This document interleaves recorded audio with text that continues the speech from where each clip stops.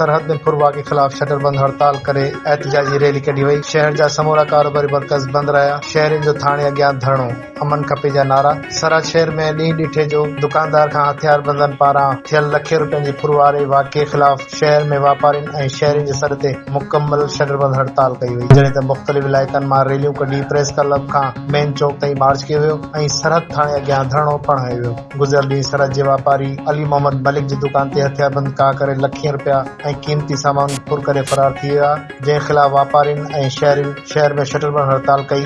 हड़ताल सबबि station road, press club road, GT road, बेन बाजार, मोबाइल मार्केट, लखन मार्केट, शाही बाजार समेत समूरा कारोबारी मर्कज़ मुकम्मल तौर बंद रहा। वाक़े खिलाफ फकीर कामिल लखन, रांझन महर, चीफ अहमद अली मलिक, सरहद जे चेयरमैन नूर हुसन मलिक, सिकंदर उगाही, पप्पू भाई, नज़ीर शेख, गुलाम हुसैन चन्ना, सनाउल्ला सुमरो, अब्दुल फताह चन्ना, शमशाद पंवार, मुतासिर दुकानदारनि अली मोहम्मद मलिक ऐं ॿियनि जी अॻवानी में एहतजाजी रैली कढी वई, जेका प्रेस क्लब खां शुरू थी मेन चौक ते पहुती। मुज़ाहिरो कंदड़नि पारां अमन खपे, होरुनि खिलाफ कार्रवाई करियो जा उॿिॾारींदड़ नारा हंया विया। एहतजाज कंदड़नि पारां सरहद थाणे आॾो धरणो पिणु हंयो वियो ऐं शहरियुनि जो चवणो त शहर में ॾोहारियुनि क्लाशनकोफ हथ में खणी ॾींहुं ॾिठे वारदातूं कनि था, पर पुलिस ख़ामोश तमाशाई बणियल आहे। शहरियुनि जो चवणो हो त पुलिस का बि कार्रवाई न पई करे, जंहिं करे ॾोहारी सरेआम ॾींहुं ॾिठे जो वारदातूं कनि पिया।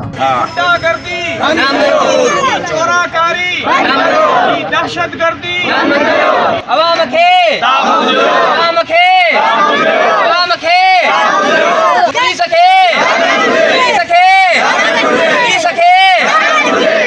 चोरी ही वारदात रिकवर करायो ऐं सरेआम प्यास से उन्हनि ॾोहारियुनि खे असांजी पाकिस्तान जी सूरत हाल इहा आहे जो इंडिया खे चंद कलाकनि में असां पता करे सघूं था, लेकिन असांजे हिन सिंध जे अंदरि चंद इलाइक़नि में चंद ॾोहारी आहिनि, उहे असांखो कंट्रोल नथा